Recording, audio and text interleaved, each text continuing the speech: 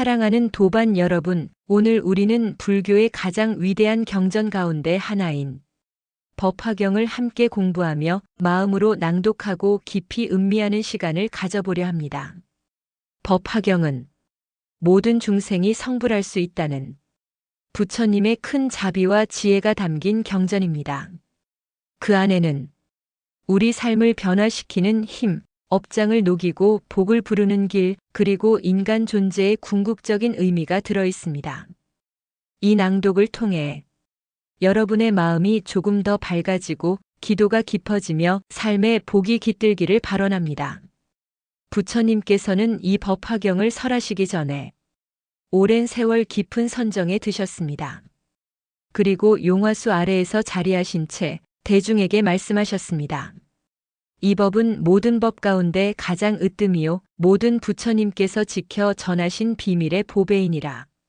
삼천대천 세계의 중생이라도 이 법화경을 듣고 받아 지니고 독송하고 깊이 새긴다면 반드시 성불하리라. 이 말씀은 우리에게 큰 감동을 줍니다. 왜냐하면 부처님은 성자나 출가자만을 위해 법을 설하지 않으셨기 때문입니다. 그는 농부에게도 장인에게도 아이에게도 부모에게도 심지어 죄 많은 중생에게도 성불의 가능성을 선언하셨습니다. 우리는 종종 이렇게 말합니다. 나는 복이 없는 사람이다. 내 업이 너무 무거워서 잘 되지 않는다. 나는 도저히 깨달음과는 거리가 멀다. 그러나 법화경은 우리에게 분명하게 선언합니다. 모든 중생은 본래 부처다. 비록 업에 가려지고 무명에 가려져 있어 지금은 어둡게 보일지라도 그 마음속 깊은 곳에는 광명이 숨어 있습니다. 이것을 믿는 것이 바로 법화경의 신앙입니다. 법화경 방편품에 이르기를 제불세조는 큰 방편을 써서 여러 중생을 제도하시되 중생 근기의 차별을 따라 여러 가지 법을 설하시나 그 근본 뜻은 오직 일불승이니라. 즉 부처님은 때로는 아라한의 길을 설하시고 때로는 보살의 길을 설하시지만 그 모든 방편은 결국 모든 중생을 불과에 이르게 하기 위함입니다. 여러분, 우리는 살아가면서 많은 갈림길에 서게 됩니다. 누군가는 고난 속에서 절망하기도 하고 누군가는 작은 복을 얻었다고 교만해지기도 합니다. 하지만 법화경을 마음에 새기면 그 모든 길이 결국 성불의 길로 통한다는 것을 알게 됩니다. 부처님께서 방편을 써서 인도하시는 그 길 위에 서 있음을 믿는 순간 우리는 더 이상 외롭지 않고 두렵지 않습니다. 이제 호흡을 가다듬으며 마음속으로 따라 해보십시오. 나 또한 부처가 될 수 있다. 내 안에도 광명이 있다. 모든 존재와 함께 성불하리라. 법화경 가르침은 모든 중생은 성불한다는 선언이자 서원입니다. 오늘 이 말씀을 듣는 여러분, 이 순간부터 삶을 바라보는 눈이 조금 달라지기를 바랍니다. 나 자신을 함부로 여기지 말고 이웃을 하찮게 보지 마십시오. 왜냐하면 우리 모두는 성불의 길 위에 서 있는 동행자이기 때문입니다. 부처님께서는 대중에게 말씀하셨습니다. 제불세존께서는 큰 지혜와 방편을 쓰셔서 중생의 성품과 근기에 따라 각각 알맞은 가르침을 설하시느니라. 이 말씀은 곧 방편의 가르침입니다. 중생은 저마다 다릅니다. 어떤 이는 지혜가 밝고 어떤 이는 어리석음이 깊습니다. 어떤 이는 신심이 굳고 어떤 이는 의심이 많습니다. 이러한 차이를 아시는 부처님께서는 모두를 제도하기 위해 다양한 길을 열어주셨습니다. 그 길이 곧 방편입니다. 예를 들어 목이 마른 이에게는 시원한 물을, 배고픈 이에게는 따뜻한 밥을, 길을 잃은 이에게는 등불을 주듯이 부처님은 각자의 상황에 맞는 가르침을 주셨습니다. 그것이 때로는 사성제요, 때로는 팔정도요, 때로는 보살행이었습니다. 그러나 그 모든 법은 결국 하나의 큰 길로 모입니다. 그 길은 바로 성불의 길 일불승입니다. 부처님은 말씀하셨습니다. 비록 여러 가지 길을 설하였으나 그것은 중생을 이끌기 위한 방편일 뿐 궁극적으로는 모두 일불승으로 귀의하느니라. 도반 여러분, 이 말씀은 우리의 삶에도 깊은 울림을 줍니다.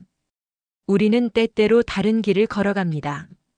누군가는 기도를 하고, 누군가는 염불을 하고, 누군가는 참선을 하고, 누군가는 경전을 독송합니다.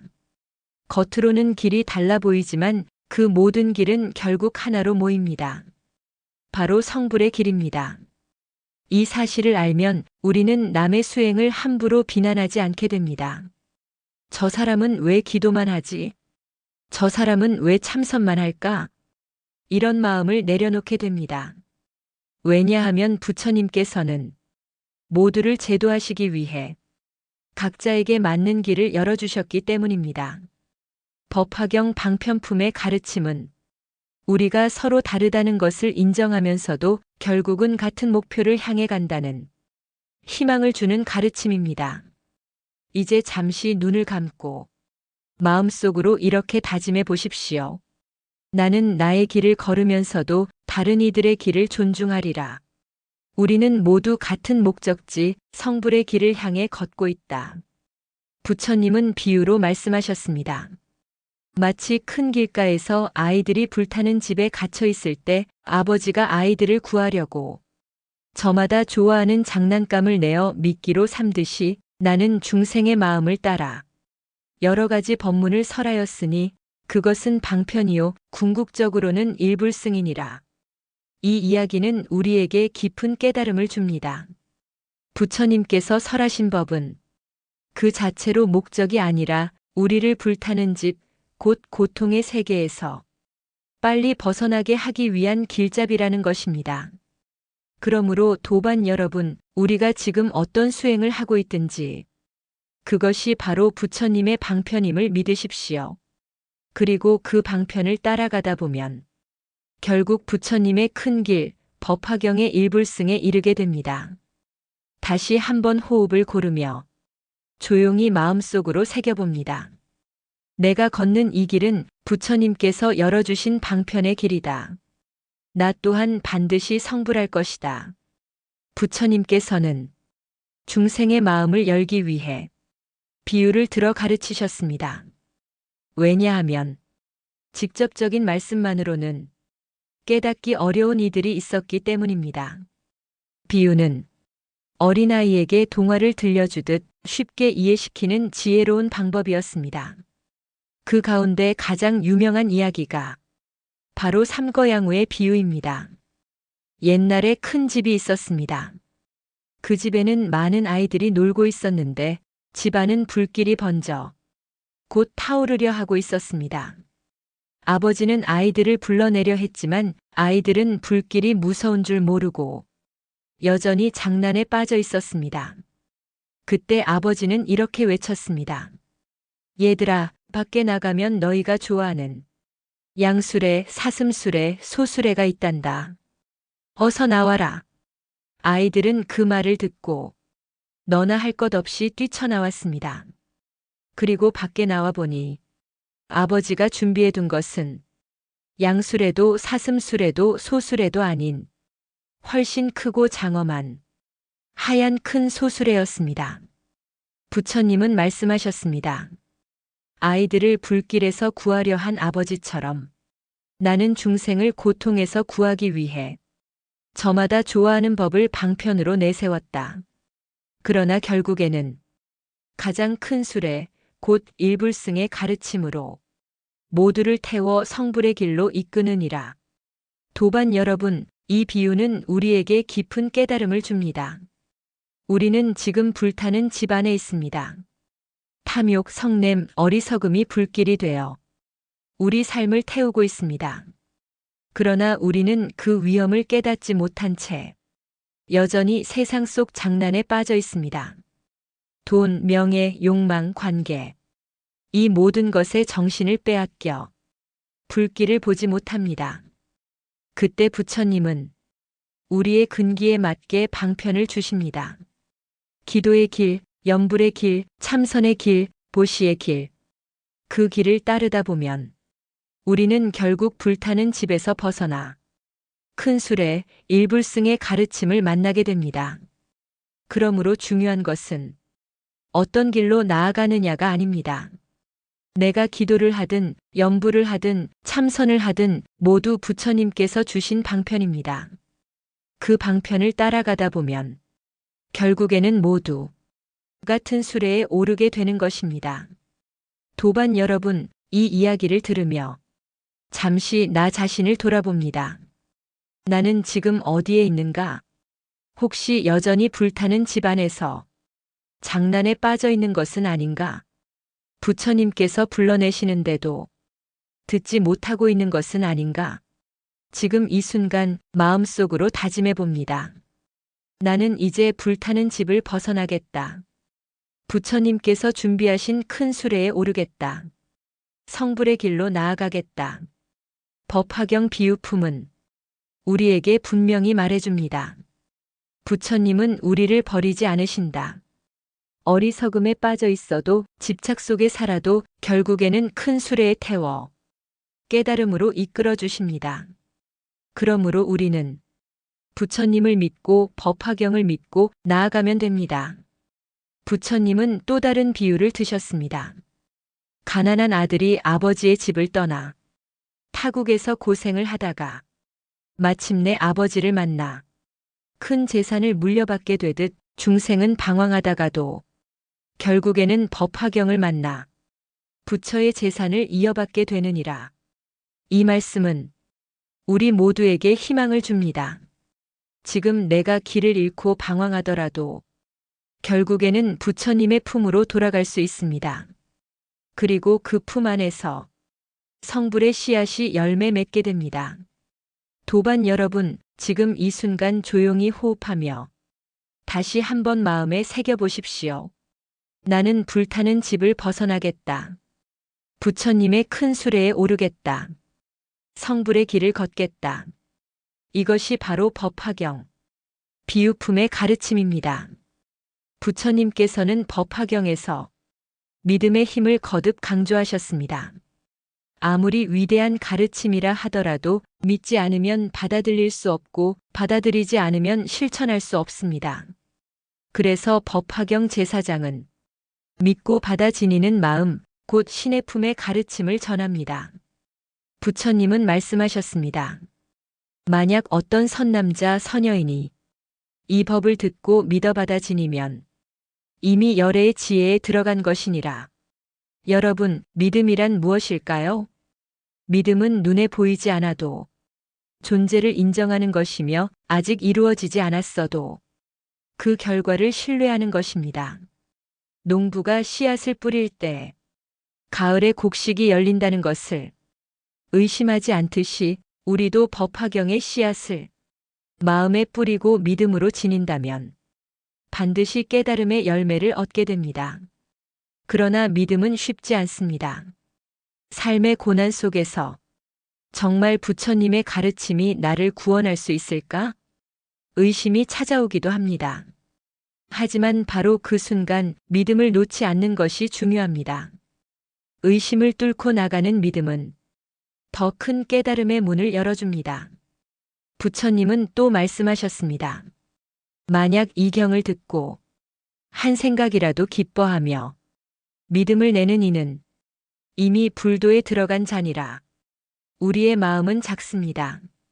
그러나 그 작은 마음 속에도 큰 깨달음의 씨앗이 있습니다.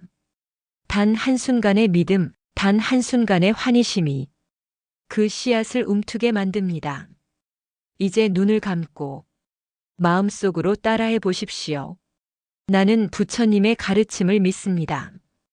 법화경을 내 마음에 받아지닙니다. 그 믿음으로 반드시 성불하겠습니다. 믿음은 단순한 신앙심을 넘어 삶을 변화시키는 원동력입니다. 믿음은 불가능을 가능으로 바꾸고 어둠을 빛으로 바꾸며 절망을 희망으로 바꾸는 힘입니다. 우리 삶에는 수많은 고난이 찾아옵니다. 그럴 때일수록 믿음이 필요합니다. 이 또한 지나가리라. 부처님의 가르침이 나를 지켜주신다. 법화경의 말씀 속에 길이 있다. 이렇게 믿고 나아갈 때 어떤 어려움도 견디어낼 수 있습니다. 부처님은 제자들에게 가난한 아들의 비유를 들려주셨습니다. 가난한 아들은 아버지의 집을 떠나 타국에서 방황하며 고생을 거듭했습니다. 그러던 어느 날 우연히 아버지를 만나게 됩니다. 아버지는 아들을 알아보았지만 아들은 자신을 하찮게 여겨 아버지의 집에 들어가지 못했습니다. 그러자 아버지는 종과 하인을 시켜 조금씩 아들에게 일을 맡기며 점차 마음을 열어주었습니다. 마침내 아들은 자신이 아버지의 아들임을 깨닫고 아버지의 큰 재산을 물려받게 되었습니다. 부처님은 말씀하셨습니다. 중생 또한 이와 같으니라. 본래 열애의 아들이요 깨달음의 주인공이로되 스스로 믿지 못하여 가난하게 떠돌며 고생하나 법화경을 믿고 받아 지니는 순간 본래의 집으로 돌아가 열애의 지혜를 얻게 되느니라. 우리가 법화경을 믿는다는 것은 곧 잃어버린 집을 다시 찾는 것입니다. 우리가 본래 부처님의 자식임을 다시 기억하는 것입니다. 이제 조용히 호흡하며 마음속으로 새겨봅시다. 나는 부처님의 자식이다. 본래부터 깨달음의 씨앗을 지녔다. 법화경을 믿음으로써 그 씨앗을 꽃 피우리라. 이것이 바로 법화경, 믿음과 수용의 가르침입니다. 부처님께서는 중생의 차이를 설명하시기 위해 약초의 비유를 드셨습니다. 부처님은 말씀하셨습니다. 마치 큰 구름이 온 세상을 덮고 고르게 단비를 내리듯 열애가 설하는 법 또한 차별 없이 모든 중생에게 내리느니라. 그 비에 젖은 산과 들의 초목들은 각자의 성품에 따라 다르게 자랍니다. 큰 나무는 크게 자라고 작은 풀은 풀대로 자라며 꽃은 꽃대로 피어납니다. 비는 차별이 없지만 받는 이의 그릇이 다르기 때문에 결과가 서로 다른 것입니다. 이 비유는 우리의 수행을 잘 보여줍니다. 부처님의 가르침은 차별이 없습니다. 경전의 말씀은 모두에게 열려 있고 염불의 길, 참선의 길, 보살행의 길도 누구나 걸을 수 있습니다. 그러나 우리가 그 법을 어떻게 받아들이는지는 각자의 신심과 근기에 달려 있습니다. 마치 햇빛은 누구에게나 비추지만 그 빛을 받아들이는 창문은 크기가 다르듯 말입니다. 부처님은 다시 말씀하셨습니다. 내 법은 하나이되 중생이 그것을 받아들이는 데는 삼승으로 나타나느니라. 성문승, 연각승, 보살승이 있으나 결국에는 모두 일불승으로 돌아가느니라. 이 말씀은 우리에게 큰 희망을 줍니다. 비록 지금 나의 수행이 작고 미약해 보여도 그 또한 단비를 받은 작은 풀처럼 자신의 자리에서 자라고 있다는 뜻입니다. 나의 기도가, 나의 독송이, 나의 염불이 작아 보일지라도 헛되지 않습니다. 부처님의 법비는 이미 우리 마음에 스며들고 있습니다. 그러므로 스스로를 의심하지 마십시오. 나는 아직 부족하다. 나는 아직 멀었다. 이러한 생각에 사로잡히지 마십시오. 작은 풀도 그 나름대로 꽃을 피우고 큰 나무도 그 나름대로 열매를 맺습니다. 우리 또한 각자의 자리에서 깨달음을 향해 나아가고 있는 것입니다. 이제 조용히 호흡하며 마음속으로 다짐해 봅니다. 나는 지금 부처님의 단비를 받고 있다. 나의 신심에 따라 꽃을 피우리라. 나는 반드시 성불할 것이다. 약초유품의 가르침은 모든 중생이 제각기 다르지만 그 차이가 곧 부처님의 지혜 속에서 조화롭게 어우러진다는 사실을 보여줍니다. 비가 내리면 모든 산천초목이 함께 젖습니다. 그 속에서 서로 다투지 않고 저마다의 생명으로 피어나듯이 우리도 서로를 비교하지 않고 자신의 수행을 지켜나가야 합니다. 부처님은 말씀하셨습니다. 내가 설하는 법은 차별도 없고 높고 낮음도 없느니라. 다만 중생이 스스로의 근기에 따라 다르게 받아들일 뿐이니 모두가 결국 성불하느니라. 이 말씀을 깊이 새겨봅시다. 부처님의 법은 차별이 없다. 나 또한 그 법을 받고 있다. 나 역시 반드시 깨달음을 이룰 것이다. 약초유품은 우리에게 용기를 줍니다. 내가 지금 어디에 있든 내가 어떤 모습으로 수행하든 그 모든 길은 부처님의 비를 맞고 자라나는 거룩한 생명임을 알려줍니다. 그러므로 오늘 이후로 다른 이와 나를 비교하지 마십시오. 내 꽃은 내 꽃대로, 내 열매는 내 열매대로 부처님 품 안에서 자라납니다. 이것이 바로 법화경, 약초유품의 가르침입니다. 부처님께서는 제자들에게 차례로 수기를 내리셨습니다. 수기란 너 또한 미래에 반드시 부처가 되리라 하는 확언이자 깨달음의 보증입니다. 제자 수보리, 가섭, 가전연, 목걸련 등은 늘 부처님의 곁을 지키며 수행하던 청정한 성문 제자들이었습니다. 그들은 스스로 생각했습니다. 우리는 부처님의 가르침을 조차 고행하며 수행해 왔으나 과연 우리 같은 이도 부처가 될 수 있을까? 그 마음을 아신 부처님께서 자비롭게 말씀하셨습니다. 선남자들이여, 그대들 또한 미래에 반드시 부처가 되리라. 나는 이미 그대들에게 부처의 이름과 국토를 정해주었느니라. 얼마나 큰 위로이고 얼마나 큰 희망입니까? 우리는 종종 스스로를 작게 여기며 나는 성불할 수 없는 존재일지도 모른다 하는 의심에 빠집니다. 그러나 법화경은 그러한 어두운 생각을 단호히 부정합니다. 모든 중생은 본래 부처의 씨앗을 지녔다. 모두가 결국에는 성불하리라. 이것이 바로 일체성불의 가르침입니다. 부처님은 계속 말씀하셨습니다. 내 제자 수리불 또한 장차 깨달음을 얻어 광명열애라 이름하리라.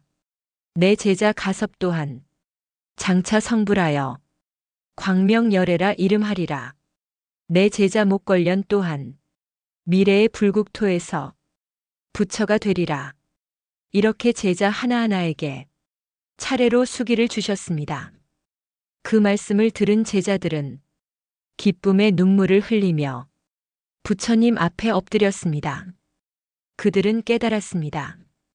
우리가 수행한 모든 길은 헛되지 않았습니다. 비록 작아 보일지라도 그 길은 모두 성불의 길이었습니다. 수기의 가르침은 우리 모두에게 똑같이 주어진 말씀입니다. 지금 이 영상을 듣고 있는 여러분, 그리고 저 역시 모두가 언젠가 부처가 될 존재임을 부처님은 이미 선언하셨습니다. 그러므로 더 이상 스스로를 작게 여기지 마십시오. 나는 어리석다. 나는 부족하다. 이런 생각은 우리의 본래 성품을 가리는 구름에 불과합니다. 부처님은 그 구름 너머 빛나는 태양을 이미 보고 계십니다. 우리의 마음이 조금씩 열리면 그 빛은 반드시 드러납니다. 이제 조용히 호흡하며 마음속으로 다짐해 봅니다. 나는 반드시 성불할 것이다. 부처님께서 이미 수기해 주셨다. 나는 깨달음의 길을 걸을 것이다. 수기품의 가르침은 믿음을 더욱 확고히 하고 희망을 더욱 깊게 합니다. 우리의 길은 불확실하지 않습니다. 이미 보증된 길입니다. 이미 약속된 길입니다. 그러므로 걸음을 멈추지 마십시오. 작은 염불이라도, 작은 기도라도, 작은 보시라도 그 모든 것이 성불의 길 위에 놓여 있습니다. 이것이 바로 법화경, 수기품의 가르침입니다. 부처님께서는 중생의 마음을 깨우치시기 위해 또 하나의 깊은 비유를 말씀하셨습니다. 그것이 바로 화성의 비유입니다. 어느 날 한 무리의 사람들이 아득히 먼 길을 떠났습니다. 그 길은 험하고 고달프며 끝이 보이지 않았습니다. 목마름과 배고픔, 괴로움과 두려움이 그들의 발걸음을 무겁게 했습니다. 그때 인도자가 말했습니다. 여러분, 앞으로 나아가면 안전한 성이 있습니다. 그곳에서 쉬며 힘을 회복할 수 있습니다. 사람들은 그 말을 듣고 희망을 얻어 다시 걷기 시작했습니다. 그러나 그 성은 실제로 존재하지 않았습니다. 인도자가 지친 사람들을 위로하기 위해 방편으로 만들어낸 환영의 성, 곧 화성이었던 것입니다. 사람들이 그곳에 도착해 쉬자 인도자는 말했습니다. 여러분, 사실 이 성은 진짜가 아닙니다. 여러분이 다시 길을 걸을 힘을 내도록 내가 방편으로 만든 것일 뿐입니다.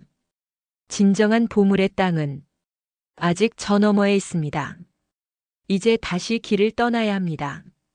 이 이야기는 우리의 수행과 같습니다. 우리는 때때로 잠시 머물며 안도할 만한 작은 성취를 얻게 됩니다. 깨달음의 한 조각, 안락의 한순간, 평안의 체험을 맛보기도 합니다. 그러나 그것은 궁극의 목적지가 아닙니다. 부처님께서 열어주신 최후의 보물 땅, 곧 성불의 세계가 아직 우리 앞에 남아 있습니다. 그러므로 법화경은 말합니다. 소승의 열반은 화성이요, 진실의 깨달음은 보물의 땅이라.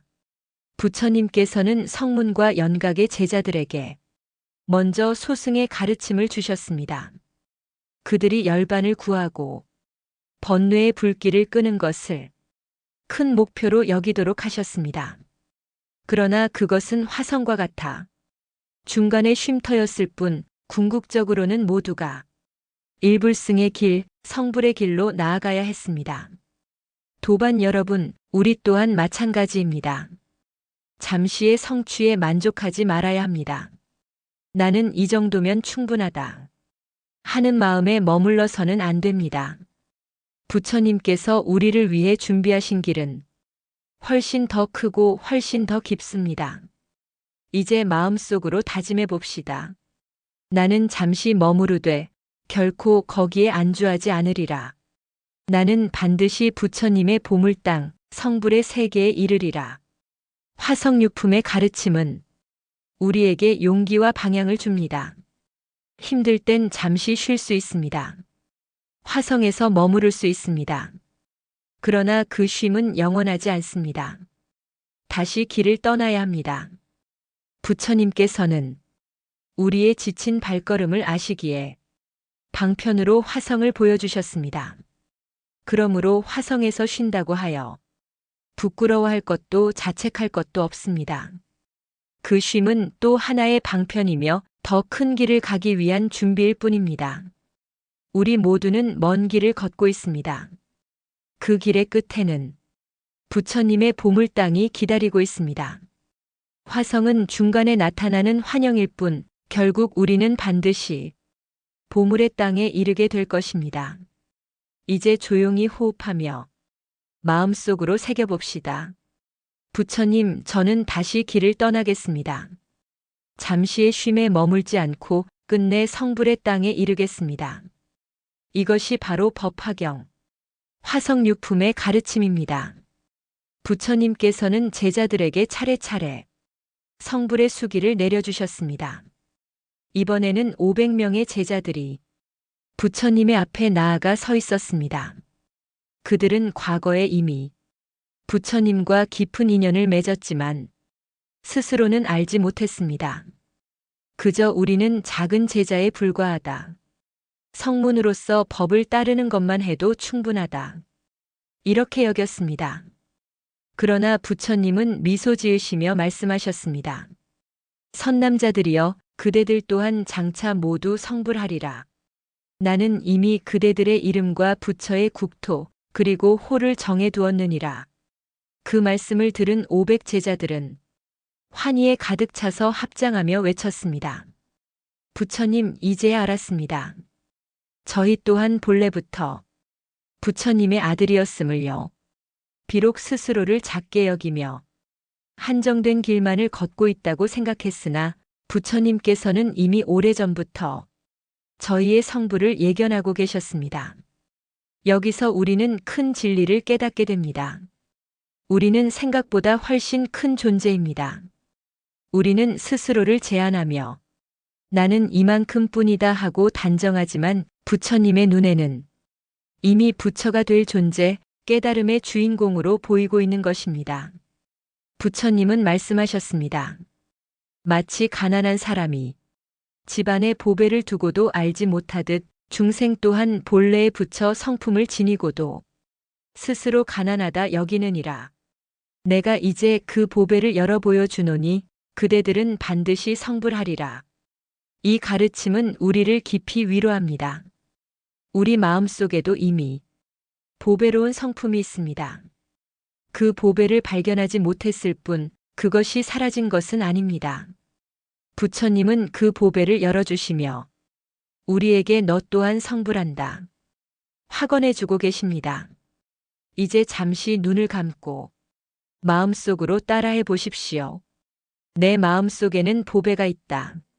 나는 이미 부처님의 성품을 지녔다. 나는 반드시 성불할 것이다. 500 제자들이 수기를 받았을 때 그들은 큰 기쁨을 느꼈습니다. 그러나 그 기쁨은 단순한 환희가 아니라 새로운 책임이었습니다. 부처님께서 우리에게 성불을 보증해 주셨으니 이제 우리는 더욱 정진해야 한다. 중생을 위해, 세상을 위해 부처님의 뜻을 이어야 한다. 그들은 이렇게 다짐했습니다. 우리도 같은 다짐을 해야 합니다. 부처님의 수기는 단지 미래의 부처가 된다는 약속이 아닙니다. 오늘 이 순간부터 부처답게 살아야 한다는 초대입니다. 부처님의 말씀을 새겨봅시다. 그대들 모두가 장차 깨달음을 얻으리라. 그러므로 지금 이 순간에도 보살의 마음을 내고 중생을 이롭게 하라. 우리는 이미 수기를 받은 존재입니다. 부처님은 이미 오래전에 우리의 성불을 보증해 두셨습니다. 그러므로 의심하지 말고 망설이지 말고 부처의 길을 걸어야 합니다. 작은 보시라도 짧은 기도라도 진심 어린 미소 하나라도 그 모든 것이 성불의 길 위에 놓인 발걸음입니다. 이제 다시 마음속으로 다짐합시다. 나는 부처님의 제자다. 나는 이미 성불의 수기를 받았다. 나는 오늘부터 부처답게 살아가겠다. 이것이 바로 법화경 500 제자 수기품의 가르침입니다. 부처님 곁에는 항상 법을 지키고 외우던 아난존자와 부처님의 아들 라훌라 존자가 있었습니다. 아난은 경전을 청정히 기억하는 지혜로 다문제일이라 불렸습니다. 라훌라는 출가한 뒤 어린 나이에도 계율을 철저히 지킨 청정한 제자였습니다. 그러나 두 사람은 각각의 고민을 품고 있었습니다. 아난은 스스로 생각했습니다. 나는 단지 부처님의 말씀을 외우는 자에 불과하다. 참된 깨달음에 이르기에는 부족하지 않은가? 라훌라는 마음속으로 고민했습니다. 나는 부처님의 아들이라는 이름만으로 중생들 앞에 서 있다. 과연 나도 부처가 될 수 있을까? 그 마음을 아신 부처님께서 자비로운 눈빛으로 말씀하셨습니다. 아나나, 너 또한 장차 반드시 부처가 되리라. 그 이름은 산의 해자불이 되리라. 라후라, 너 또한 미래의 부처가 되리라. 그 이름은 답바라 화불이 되리라. 이 말씀을 들은 두 제자는 깊은 감동에 눈물을 흘리며 합장했습니다. 부처님, 저희와 같은 이도 성불을 허락해 주시니 한없는 은혜를 어찌 갚을 수 있겠습니까? 아난과 라훌은 특별한 존재라서 성불의 수기를 받은 것이 아닙니다. 그들도 우리와 똑같이 스스로를 작게 여기고 스스로를 부족하다 생각했습니다. 그러나 부처님께서는 그 마음의 구름을 거두어내시며 본래 지닌 광명의 성품을 보여주셨습니다. 부처님의 말씀은 우리에게도 그대로 전해집니다. 너 또한 성불하리라. 이것은 특정한 제자에게만 주어진 말씀이 아니라 모든 중생에게 내려진 선언입니다. 도반 여러분, 우리도 아난처럼 때로는 나는 그저 배울 뿐 큰 역할은 없다. 라고 생각할 수 있습니다. 또는 라훌처럼 나는 아직 어리다, 부족하다 라고 의심할 수 있습니다. 그러나 법화경은 말합니다. 그러한 생각은 모두 일시적인 그림자일 뿐이라고. 우리 안에는 이미 부처님의 빛이 자리 잡고 있다고. 이제 조용히 호흡하며 마음속으로 따라해 봅시다. 나는 이미 부처님의 빛을 지녔다. 나는 부족하지 않다. 나는 반드시 성불할 것이다. 그날 법회에는 아난과 라훌뿐 아니라 많은 학인과 무학인이 있었습니다. 학인이란 아직 배우고 수행하는 이들, 무학인이란 더 배울 것이 없다고 여기는 아라한들이었습니다. 그들 모두에게 부처님은 말씀하셨습니다. 그대들 또한 장차 모두 성불하리라. 도반 여러분, 이 얼마나 큰 위로이며 얼마나 큰 선언입니까? 깨달음을 이미 얻은 이도 아직 배우고 있는 이도 모두가 차별 없이 성불의 수기를 받았습니다.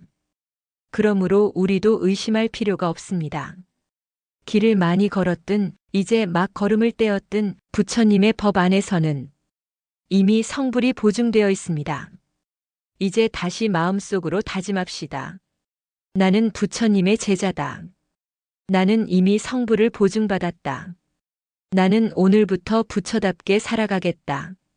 아난과 라훌, 그리고 학인과 무학인에게 주어진 수기는 곧 우리 모두에게 주어진 수기입니다. 이것이 바로 법화경, 아날라훌 수기품의 가르침입니다. 부처님께서는 법을 전하는 이, 즉 법사의 중요성을 말씀하셨습니다. 법을 전하는 이는 단순히 가르침을 나누는 사람이 아닙니다. 중생을 구제하고 깨달음으로 이끄는 존재입니다. 부처님은 말씀하셨습니다. 선남자들이여, 한 사람이 이 법을 듣고 마음을 깨닫는다면 그에게는 큰 공덕이 쌓이리라. 그러므로 법을 듣고 전하는 자는 마치 큰 바다에서 목마른 사람을 구제하는 배와 같느니라.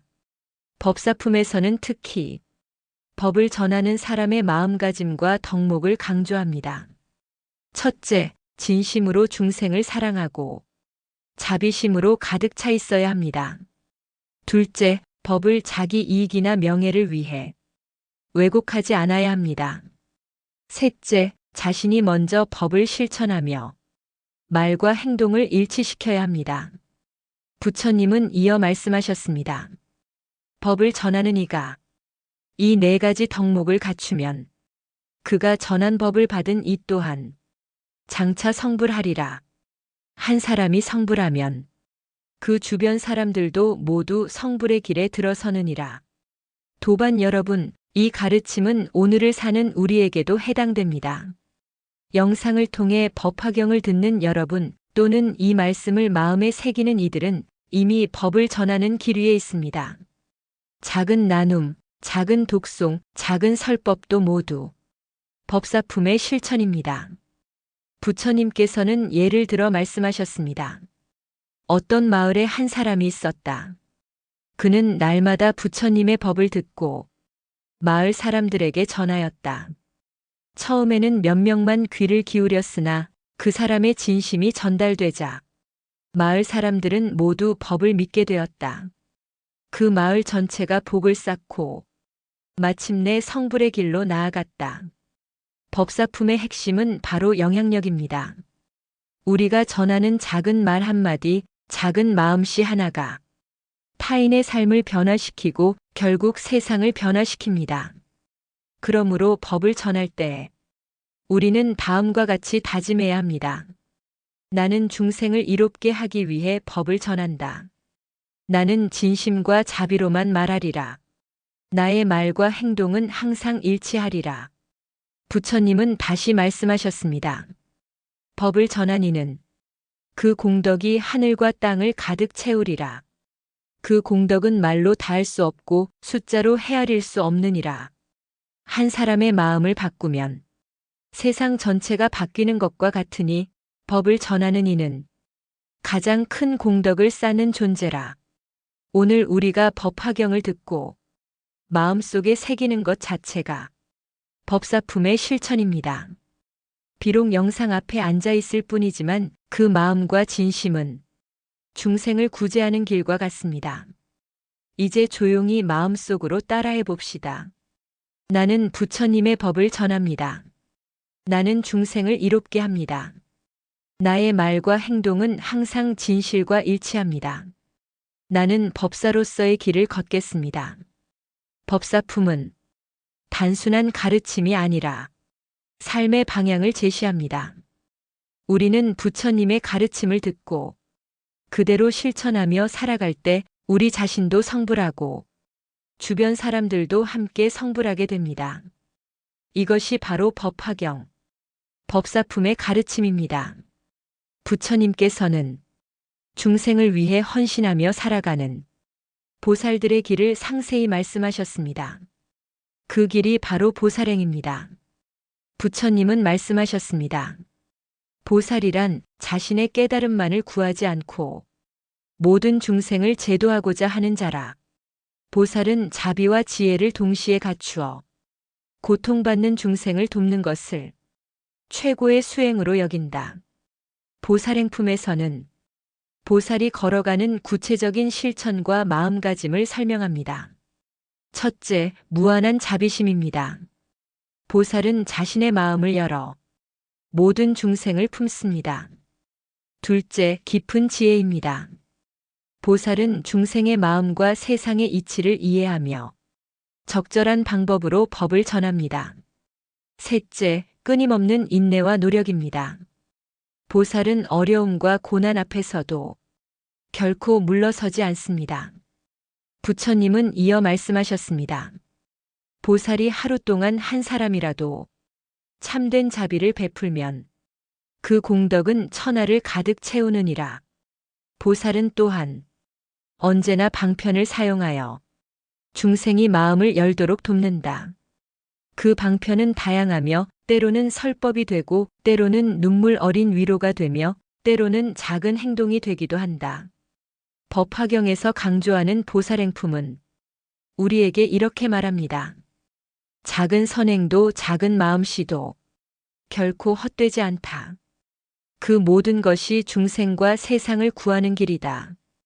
부처님께서는 구체적으로 예를 들어 설명하셨습니다. 한 보살이 있었습니다. 그는 매일 거리에 나가 배고픈 이에게 음식을 주고 병든 이를 돌보며 고통받는 이를 위로하였습니다. 그 행위가 점점 널리 알려지자 마을 사람들은 보살의 마음을 배우고 서로 도우며 살게 되었습니다. 그 결과 그 지역 전체가 평화와 행복으로 가득 찼습니다. 보살행품의 핵심은 실천입니다. 깨달음을 구하는 것만으로는 충분하지 않습니다.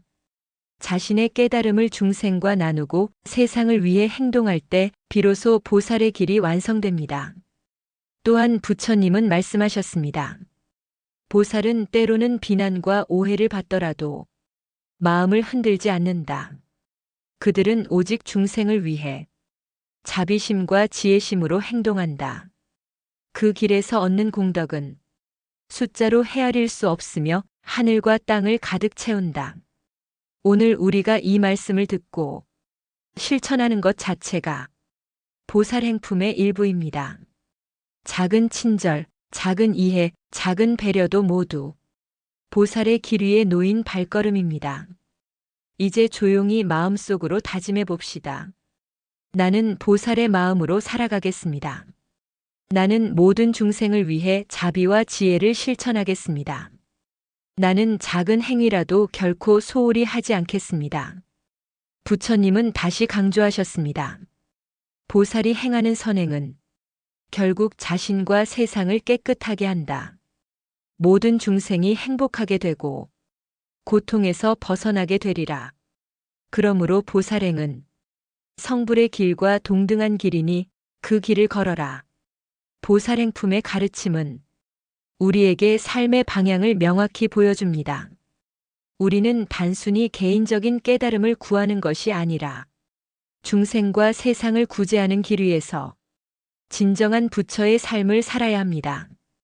이것이 바로 법화경, 보살행품의 가르침입니다. 부처님께서는 수행하는 이들의 길을 보호하는 신과 부처의 응보에 대해 말씀하셨습니다. 그것이 바로 신불호응의 가르침입니다. 부처님은 말씀하셨습니다. 선남자들이여, 법을 듣고 수행하는 자는 하늘과 땅의 신 그리고 부처님의 보호를 받느니라. 그들이 수행에 힘쓸 때 어떠한 방해와 고난도 결코 영구하지 않느니라. 도반 여러분, 신불호응품에서는 수행자의 안전과 힘을 보장하는 보이지 않는 보호와 공덕의 원리를 설명합니다. 첫째, 정진하는 마음이 보호받는다. 진심으로 법을 듣고 수행하는 자는 하늘과 땅 그리고 부처님으로부터 도움을 받습니다. 둘째, 악연과 장애는 잠시일 뿐이다. 수행을 방해하는 외부 조건은 그 깊은 정진을 막을 수 없습니다. 셋째, 공덕이 쌓이면 응보가 따른다. 착한 마음과 선행, 법을 실천하는 행위는 항상 신불의 힘으로 보답받습니다. 부처님은 예를 들어 말씀하셨습니다. 어떤 수행자가 있었습니다. 그는 깊은 숲속에서 법을 배우고 묵묵히 수행하였습니다. 하지만 도중에 도적과 위험이 나타났습니다. 그 순간 하늘의 신이 나타나 그를 보호하고 안전하게 수행하도록 하였습니다. 이처럼 수행을 향한 정진은 결코 헛되지 않느니라. 신불호응품은 우리에게 믿음을 심어줍니다.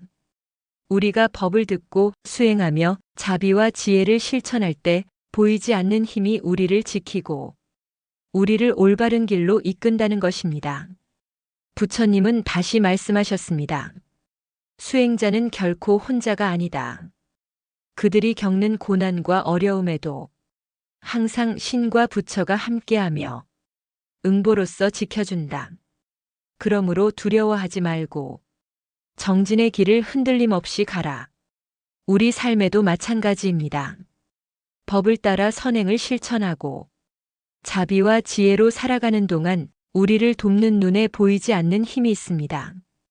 그것이 바로 신불호응품의 가르침입니다. 이제 조용히 마음속으로 새겨봅시다. 나는 법을 듣고 수행하는 자입니다. 나는 자비와 지혜로 살아가며 보이지 않는 힘으로 보호받습니다. 나는 두려움 없이 정진하겠습니다. 부처님은 또 강조하셨습니다. 신불호응은 단순한 약속이 아니다.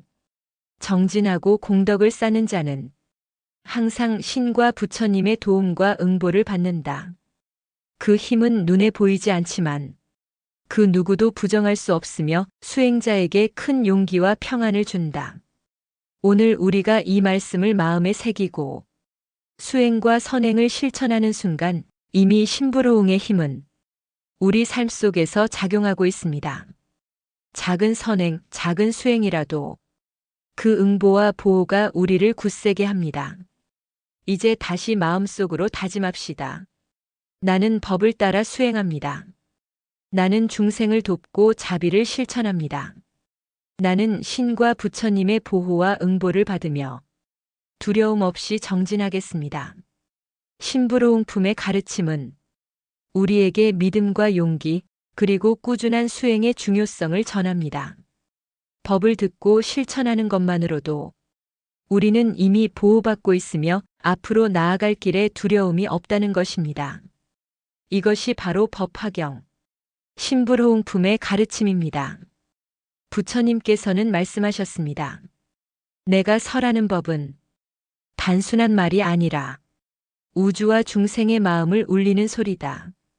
그 소리는 마치 하늘의 범음처럼 멀리 퍼져 모든 이에게 닿느니라. 범음품에서는 부처님의 말씀이 어떻게 중생의 마음 깊숙이 감응하는지 설명합니다. 부처님의 설법은 단순히 지식을 전달하는 것이 아니라 마음을 깨우고 중생을 깨달음으로 이끄는 활력입니다. 부처님은 예를 들어 말씀하셨습니다. 바람이 산과 계곡을 지나며 나무와 바위를 흔드는 것처럼 내 법음도 중생의 마음을 흔들어 깨우느니라.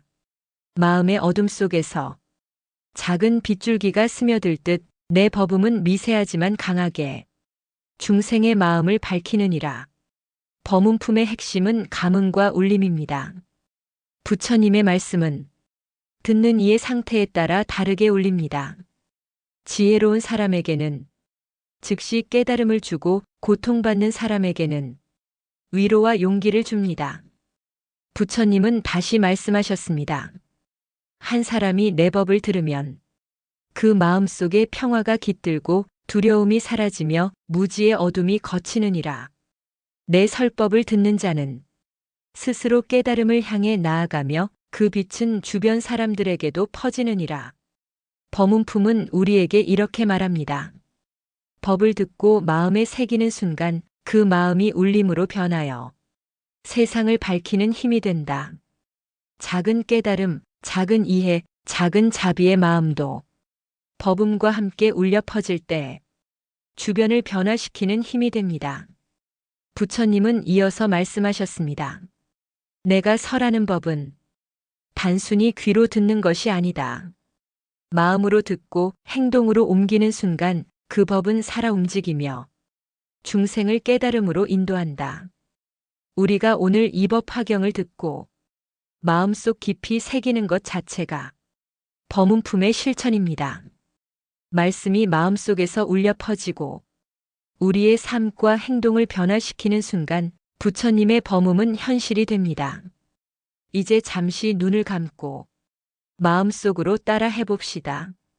나는 부처님의 법음을 듣습니다. 그 소리는 내 마음을 밝히고 나를 깨달음으로 이끕니다. 내 마음의 울림이 세상에 퍼지게 하겠습니다. 부처님은 다시 강조하셨습니다. 법음은 중생의 마음을 깨우고 그 마음을 깨달음의 길로 안내하느니라. 설법은 단순히 말이 아니라 우주와 중생을 연결하는 다리이다. 그러므로 설법을 듣고 실천하는 자는 이미 그 다리를 건너고 있는 것이다. 법문품의 가르침을 마음에 새기고 오늘 하루를 살아간다면 우리는 스스로 깨달음을 향해 나아가고 주변 사람들에게도 빛과 울림을 전하게 됩니다. 작은 말과 행동, 작은 마음 씀씀이도 부처님의 법음과 함께 울릴 때 세상을 변화시키는 힘이 됩니다. 이제 다시 마음속으로 다짐합시다. 나는 부처님의 법음을 듣습니다. 나는 마음속 울림을 세상에 전합니다. 나는 오늘 하루 자비와 지혜로 살아가겠습니다.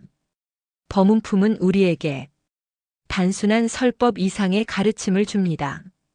부처님의 말씀은 마음을 깨우고 세상을 밝히며 중생을 성불로 인도하는 힘임을 잊지 맙시다. 이것이 바로 법화경, 법문품의 가르침입니다. 부처님께서는 우리에게 자신의 수명과 원력을 말씀하시며 모든 중생을 향한 무한한 자비를 드러내셨습니다. 그것이 바로 열의 수량품입니다. 부처님은 말씀하셨습니다. 선남자들이여, 나는 이미 무량한 세월 동안 중생을 구제하기 위해 활동해 왔느니라.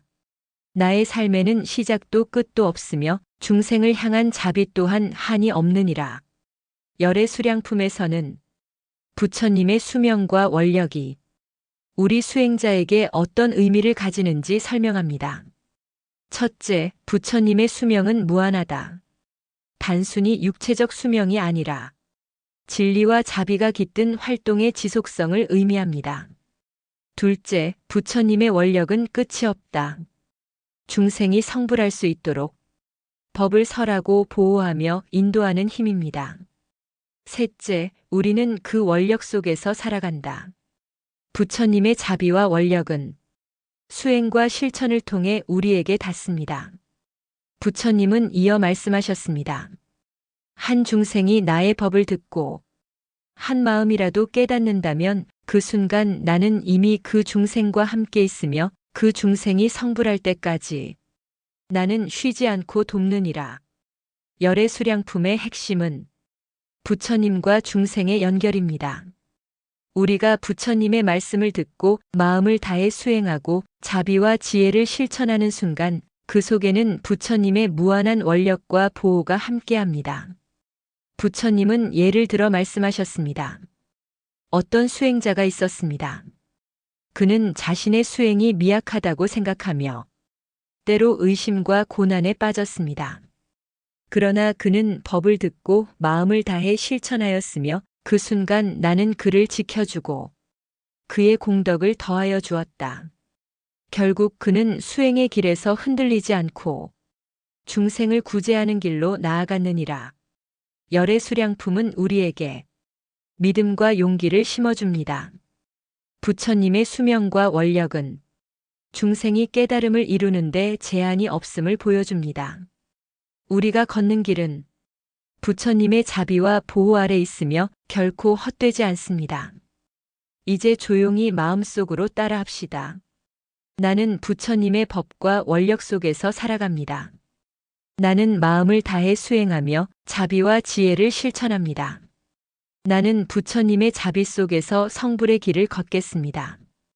부처님은 다시 강조하셨습니다. 내 수명과 원력은 한 중생이라도 구제하기 위해 끝없이 이어지느니라. 중생이 나를 의지하고 법을 실천할 때 나는 그들과 함께하며 그 성불의 길을 확증하느니라.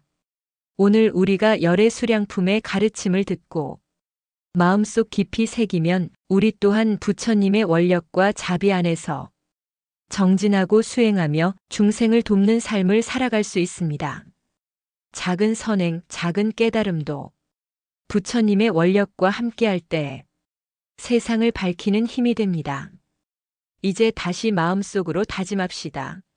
나는 부처님의 원력 속에서 살아갑니다. 나는 자비와 지혜로 오늘 하루를 실천합니다. 나는 부처님의 힘과 함께 성불의 길을 걷겠습니다. 열의 수량품은 우리에게 부처님의 무한한 자비와 원력 그리고 중생을 향한 끝없는 보호와 인도를 전합니다.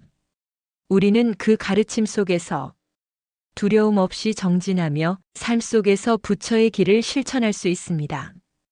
이것이 바로 법화경, 열의 수량품의 가르침입니다.